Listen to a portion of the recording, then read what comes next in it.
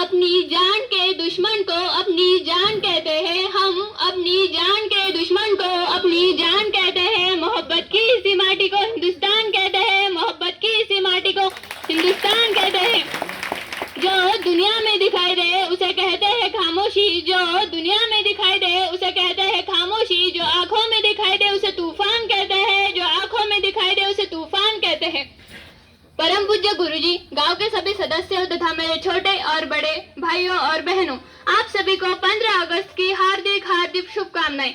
मैं Shweta Ashok Chauhan class 9th में पढ़ती हूँ। आज राष्ट्र निर्माण और देश प्रेम के उपलक्ष्य में अपने कुछ विचार आप सभी के साथ साझा करना चाहूंगी। आजादी, आजादी का असली मतलब वही समझ सकता है जिसने कभी गुलामी की हो। हम सौभाग्यशाली है कि हमने स्वतंत्र भारत में जन्म लिया।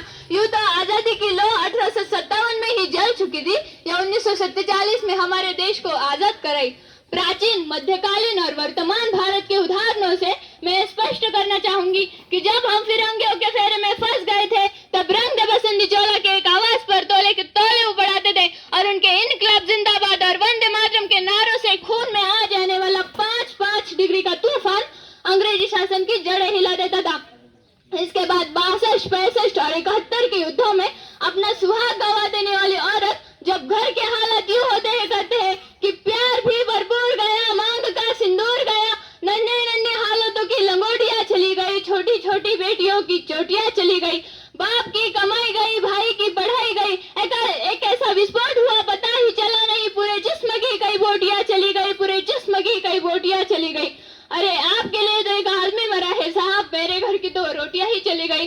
अरे आपके लिए तो एक आदमी मरा है साहब, मेरे घर की तो रोटियां ही चली गई। इस तरह पूरा परिवार अपनी देशभक्ति साबित कर रहा होता है। तब देश बलिदान मांगता था, तब देश मर जाने के लिए, मिट जाने के लिए, फांसी पर चढ़ जाने के लिए कह देता था।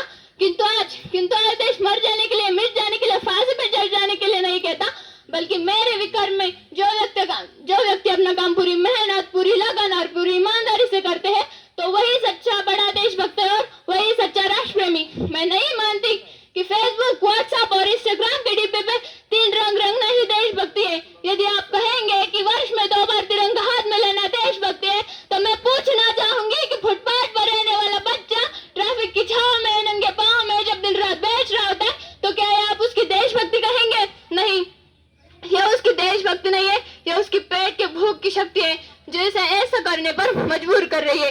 क्योंकि ना वो मस्जिद को जानते हैं ना वो शिवाला को जानते हैं, क्योंकि ना वो मस्जिद को जानते हैं ना वो शिवाला को जानते हैं। वो पेट के भूखे साहब, वो केवल भोजन के निवालों को जानते हैं, वो केवल भोजन के निवालों को जानते हैं। अपने परिवार, अपने समाज और अपने राष्ट्र के प्रति समर्पण की भाव है हमारी सच्ची देशभक्ति। हर देशद्रोही के जीवन में आने वाला तूफान है हमारी सच्ची देशभक्ति, ताकि हर देशद्रोही ये समझ सके कि अगर तू परिंदा है तो यह आसमान दे रहा है, अगर तू दरिंदा है तो यह शमशान दे रहा है। भाई तरह से रहना है तो रह इस जमीन पर, वरना कब्र भी तेरी है और कब्रिस्तान भी तेरा है, वरना कब्र भी तेरी है और कब्रिस्तान भी तेरा है। और अब मैं बता दूं, महिला सुरक्षा के मामले में हम आज भी चौथे परातन पर रहते हैं। हम एक ऐसे समाज में जीते हैं जहाँ पत्थर की मूर्त को लगते हैं 56 डोग और भूखे नंगे तड़पते सो जाते हैं लोग, नंगे भूखे तड़पते सो जाते हैं लोग। यही सच्ची देशभक्ति और यही सच्चा राष्ट्र कि ना सरकार मेरी है, ना रोक मेरे है और ना ही बड़ा सा नाम मेरा है। बस इतनी सी बात का गुरूर है मुझ में कि मैं भारत की हूँ और ये भारत मेरा है। बस इतनी सी बात का गुरूर है मुझ में कि मैं भारत की हूँ और ये भारत मेरा है। परंतु एक वैचारिक बीमारी जो हमारे समाज में मुझे नजर आती है, कहा जाता है कि हम दुनिया के सबसे बड़े लोकतंत्र हैं, जहाँ हिंदू पैदा होते हैं, मुस्लिम, सिख और ईसाई भी पैदा होते हैं, परंतु बदकिस्मती से आज इंसान पैदा नहीं होते हैं, परंतु बदकिस्मती से आज इंसान पैदा नहीं होते। मेरे विचारों में ना हिंदू की जरूरत है ना मुसलमानों की जरूरत है। राष्ट्र निर्माण के लिए केवल एक सच्चे इंसान की जरूरत है, केवल एक सच्चे इंसान की जरूरत है। जरा सोच कर देखिए, ये पेड़, ये पौधे, ये शाखाएं भी परेशान हो जाए अगर परिंदा भी हिंदू और मुसलमान हो जाए, अगर परिंदा भी हिंदू और मुसलमान हो जाए। यही सच्ची देशभक्ति और यही सच्चा राष्ट्र प्रेम। और अब मेरे विचारों में राष्ट्र निर्माण तब संभव होगा जब देश में नारी की पूजा नहीं, नारी की इज्जत की जाएगी। स्वच्छ भारत पर सरकार नहीं, सड़क पर चलने वाला प्रत्येक नागरिक हाथ बढ़ाएगा। स्वच्छ भारत को दिल से अपनाएगा, स्वच्छ भारत को दिल से अपनाएगा। हमारे देश का राष्ट्रमान तब संभव होगा जब एक गरीब बच्चा भोजन के लिए नहीं बल्कि ज्ञानार्जन के लिए सरकारी स्कूल की चौखट पर जाएगा, ज्ञानार्जन के लिए सरकारी स्कूल की चौखट पर जाएगा। I begin Indian, I begin student, I will proud to begin Indian.